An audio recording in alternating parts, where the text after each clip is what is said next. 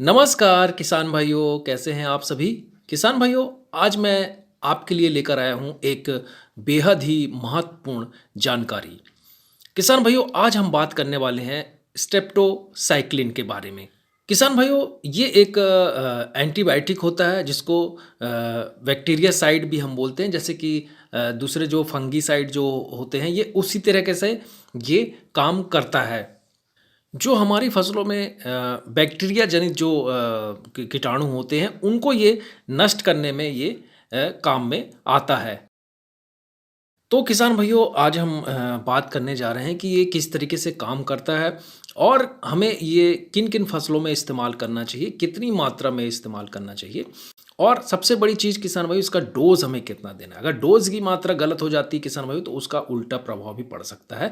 तो आप वीडियो पूरा देखिएगा और आइए शुरू करते हैं किसान भाइयों। अगर आप हमारे चैनल पर पहली बार आए हैं तो हमारे चैनल को ज़रूर सब्सक्राइब कर लीजिएगा, क्योंकि हम आपके लिए इसी तरीके की महत्वपूर्ण जानकारियाँ लेकर आते रहेंगे किसान भाइयों। और बेल आइकन की घंटी को ज़रूर बजाइएगा, उससे आपके पास नोटिफिकेशन जाएगा किसान भाइयों, और आपको वीडियो मिलेगा बिल्कुल ही निःशुल्क। तो आइए शुरू करते हैं किसान भाइयों। जैसा कि मैंने पहले आपको बताया कि ये बैक्टीरिया जनित जो बीमारियां होती हैं उनको कंट्रोल करता है। तो ये किसी एक तरह की जो बैक्टीरिया की जो प्रॉब्लम होती है वो उसे नहीं, बल्कि ये हर तरह के जो बैक्टीरिया का जो हमारे प्रॉब्लम होती है वो उसको ये पूरी तरीके से ये नष्ट करता है।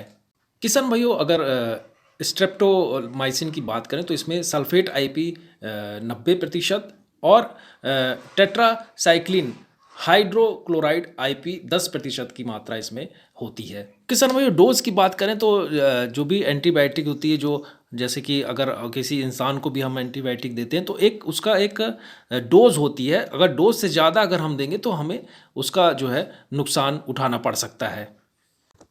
नुकसान का मतलब किसान भाई ये है कि अगर हम ज़्यादा ओवरडोज इसको दे देते हैं तो वो फिर अच्छी तरीके से काम ही नहीं करेगा अपना, और हमें फिर उसके बाद जो है हमारे फसलों को नुकसान अवश्य रूप से हो जाएगा। बात करते हैं किसान भाइयों कि ये इसकी जो क्षमता है वो कितने दिनों की होती है। अगर हम एक बार इसका उपयोग करते हैं तो कितने दिनों की इसकी क्षमता रहती है। तो इसमें किसान भाइयों ये जब भी आप इसको इस्तेमाल करते हैं तो ये लगभग 8 दिनों तक जो है भरपूर काम करता है और हमारी फसलों को बैक्टीरिया से बचाए रखता है। किसान भाइयों, बात करेंगे कि ये काम कैसे करता है और वो कितनी देर में ये काम शुरू करता है। तो ये जैसे ही हम इसको डालते हैं किसान भाइयों, 1 घंटे के अंदर ही ये अपना काम शुरू कर देता है। और अगर मान लो बाई चांस अगर बारिश भी हो गई 1 घंटे के बाद, तो उसके बाद भी इसका जो उपयोग है वो खाली नहीं जाता है, ये काम करते रहता है। किसान भाइयों, एक बात का ज़रूर ध्यान दें कि हम इसका उपयोग उन्हीं फसलों में करें जिनके लिए हमें परमिशन मिली हुई है और जिसकी हमको इजाज़त है, और दूसरी फसलों में इसका उपयोग ना करें। तो अगर डोज की बात करें किसान भाइयों, इसको पीपीएम के हिसाब से हम इस्तेमाल करना चाहिए।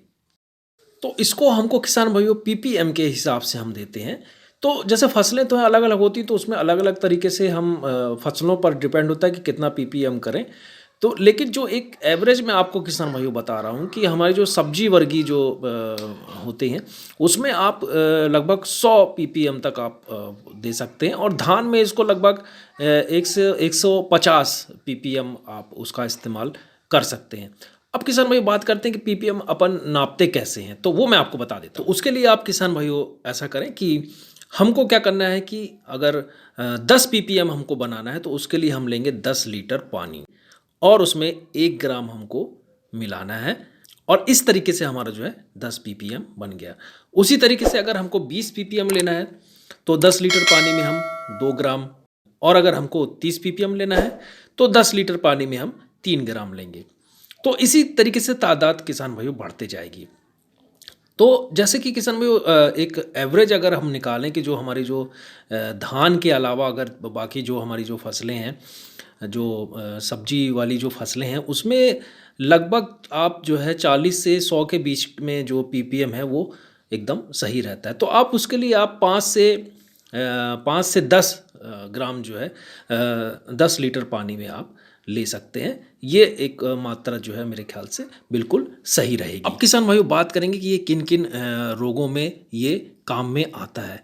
किसान भाइयों, ये आपको पहचानना बहुत ही ज़रूरी है, क्योंकि ये जो आसानी से जो रोग नहीं जाते उस पर ये बहुत ही अच्छा वार करता है और उसका सफाया करता है।